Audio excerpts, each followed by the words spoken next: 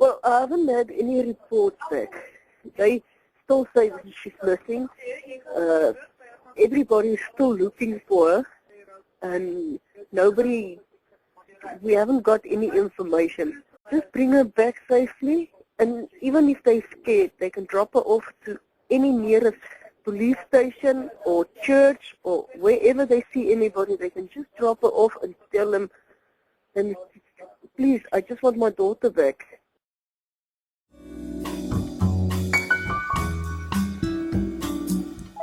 Hi everyone, welcome back to our channel, and thank you for joining us here again today. On this channel, sadly, we have covered quite a few cases where it involves women and children, and sadly this case is no different. So I do just want to give a warning before we start this case that it's quite graphic and maybe disturbing, so please just keep that in mind when watching this video. So this case is quite horrific, and not only because of the actual crime that was committed against her, but just how horrific her childhood was as well. It just makes the case even more heartbreaking. But with that being said, let's get into today's case. Intended for mature audiences only. Sheldean Human was a beautiful young girl who had massive blue eyes and beautiful blonde hair. Sheldean loved the color pink, and she was 7 years old at the time that this incident occurred. That being said about Sheldean's favorite color, she wanted to make sure that everything she had was pink. Her dolls, her clothes, that was her goal at that age. Sheldean was just starting grade 2 at the time, and she attended a primary school in Pretoria. Sheldean lived with her mom named Elise Human, and Elise was 47 years old at the time. Elise was not employed at the time at all. She was a stay-at-home mom, and she was trying to make ends meet however she could, and they often lived from hand to mouth. So there was not a lot of money there, and teachers at Sheldean's school would often say that she would be very hungry. She would sometimes pass out at school because of lack of food, and Sheldean would sometimes go without food, and I'm not sure based on later testimony if it was purposeful from her mother's side or if it was just really because they were struggling and they didn't have enough money to put food on the table. There were rumors that Sheldean only ate 3 times a week and that she was constantly asking people around her for food or if they had anything spare just to give her during the day. So Sheldean's father was married to Elise, and she got married around 39, 40 years old because she had Sheldean quite soon after they got married. Elise's husband was half her age at the time. However, when Sheldean was 1 year old, the couple split up, and Sheldean's father really fought for custody for her, but he also came from little money, so he didn't really have a lot of money to give lawyers or to fight for her the legal way. Sheldean's father also said that Elise drank a lot. She was always going out, and she often left Sheldean alone at home with her father. Sheldean and Elise lived in a compound with quite a few other flats and houses within the compound. So there were around 40 people who stayed in this compound, including Elise and Sheldean. It was also said that Child Protection Services was constantly in and out of Elise's house because neighbors would sometimes report that Sheldean was often left alone. Like I said, she was often hungry, and at some points neighbors also reported that Sheldean was left alone and locked in Elise's bedroom, and Elise would then go out and drink. And one time that Sheldean was left in the room, she accidentally set the room alight, and neighbors had to bash down the door in order to get Sheldean to safety. Sadly, when Sheldean was 5 years old, someone did take advantage of her, and Elise did report it to the police, and a case was opened. However, soon after the case was opened, Elise then went to the police station and closed the case. Why she did this, we don't know, but there was official record of this assault. Now, a few weeks before this horrific incident occurred, Elise actually took out a 30,000 Rand loan, and she started giving people money from this loan. For example, she now had a new lover, and she gave him 10,000 Rand of this loan, so she had 20 grand left for herself. And if it is true that she had 20,000 Rand with her, and Sheldean was still going hungry, that's very sad to me to hear, because if your child is still fainting from hunger at school and you're holding on to this 20,000 Rand, either her mom didn't really care about whether she got food, maybe she thought that she got food somewhere else, or she maybe spent her money very carelessly, or both. But with that being said, let's get into what happened in this case. So this case took place in South Africa, and specifically in the month of February. And February in South Africa is one of our hottest months. It's during the middle of summer. So on the 18th of February 2007, Sheldean was busy playing outside within this compound with one of her best friends. And one of her best friends was a few years older than her, but they didn't mind the age difference. They just really had fun together. So the two of them were playing outside. And the time starts going by, and eventually Elise starts calling for Sheldean. It's now 7 p.m. at night, and Sheldean hasn't come home. Elise then starts walking from door to door. She's knocking on all the neighbors' doors where Sheldean would most likely be, and no one said that they had seen her. They only saw her playing in this like little park within the compound. Eventually a whole lot of neighbors started joining and a lot of people started looking for Sheldean, but as the night started getting darker and there was no sign of Sheldean, Elise then went to the police station where she opened a missing persons report. Police in the area absolutely hopped on this case. They were at the compound almost immediately. They were going door to door and they were making sure they looked and searched in each room of this entire compound, trying to look for Sheldean. Sadly, by the morning of the 19th, Sheldean had still not been found, and now she was posted all over the news as a missing child. When police were doing their searches, they did realize quite quickly that Sheldean did not leave on her own accord. So they knew that something very horrendous had happened, and now police started doing interviews with people who were in close vicinity to Sheldean or who she regularly hung out with. So remember, Sheldean was with her best friend the day that she went missing, and police obviously interviewed her. They asked her where was Sheldean, and her best friend reported that she last saw Sheldean with a man named Andrew Jordaan, who was 26 years old at the time. So Andrew Jordaan is actually Sheldean's best friend's godfather. So that's how it's all linked. And of course, Andrew was questioned, but he denied. And Andrew was described as having quite a thin frame. He was very quiet. And Andrew would deliver newspapers to people in the area as a source of income. For some reason, the more that police started talking to Andrew, they felt that something wasn't really right. And eventually they built up a whole lot of circumstantial evidence against Andrew. He was the last person seen with Sheldean. He always hung out with Sheldean, according to Sheldean's best friend. So they eventually had enough circumstantial evidence to get a warrant to search his room. So the police are now looking around Andrew's room and they find nothing really linking him to Sheldean.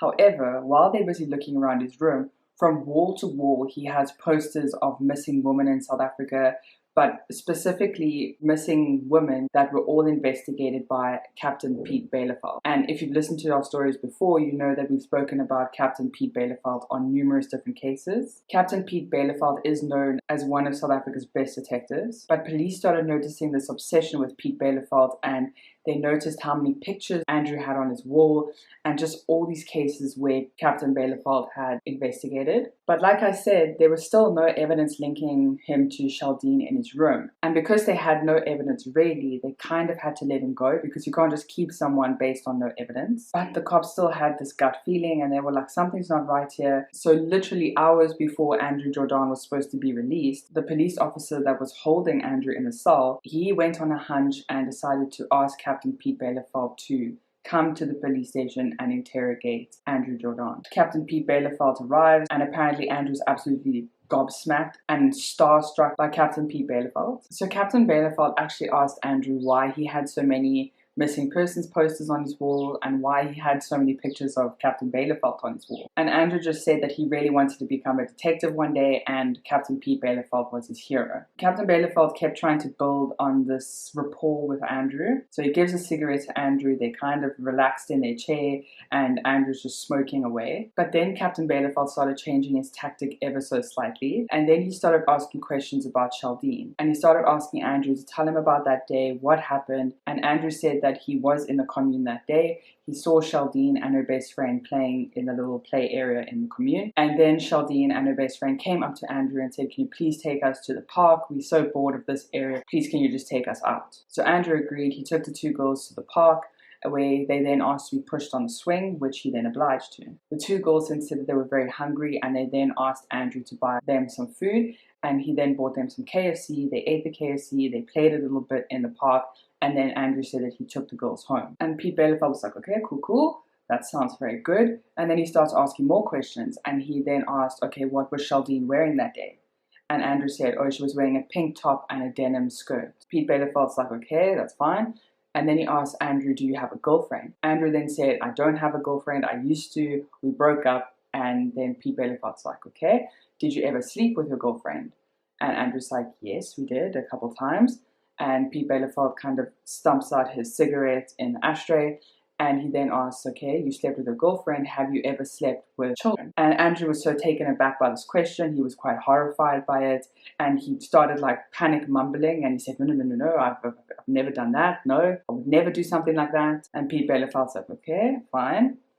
And then he kind of digressed from that conversation, and then he went back to what Andrew said about that day. And then he asked Andrew, okay, so you were pushing the girls on the swing. Did you push them from the back or did you push them from the front?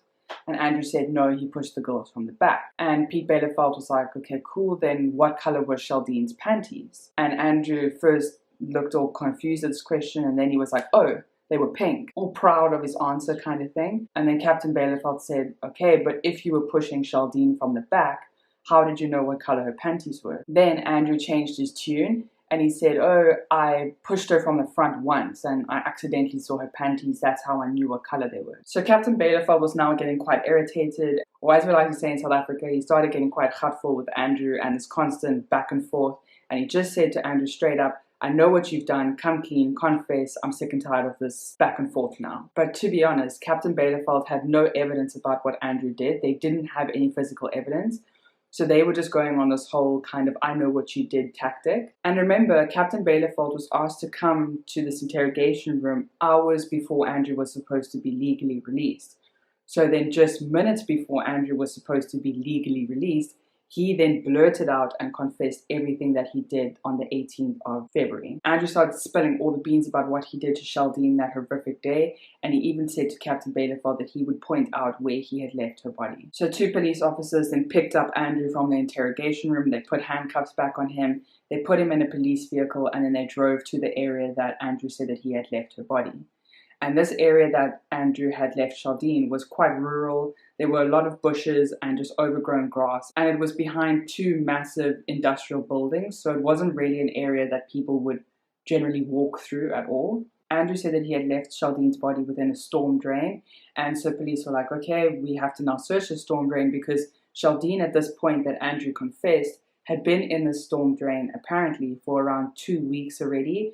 And police didn't really have the heart to leave her for another day. So they then went into the storm drain, they brought all the equipment that they needed, and they looked, but they couldn't find Sheldean at all. So eventually the South African Canine Unit were called, and almost immediately that the dogs were put in the area, they started bolting it for a particular area around 10 to 15 meters from where Andrew originally said that he had left Sheldean's body.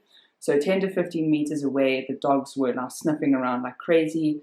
And police then looked through the really tall grass, through all the water, and they found Sheldean's body. So like I said, at the time that police had actually found Sheldean's body, it had been around 2 weeks. So her body was sadly quite badly decomposed. And the only way that police initially identified Sheldean was via a gold earring in her ear, and also from her denim shorts. Police then eventually found her panties and her t-shirt a couple meters away from where she was found. Police were then trying to pick up Sheldean's body very carefully, but as they were doing that, she was kind of disintegrating in her hands, so they had to be very careful. Police then called Sheldean's mom to the police station, Elise, and they had to tell her the horrific news. And apparently Elise was absolutely distraught. She ran out of the police station crying, and she just kept running.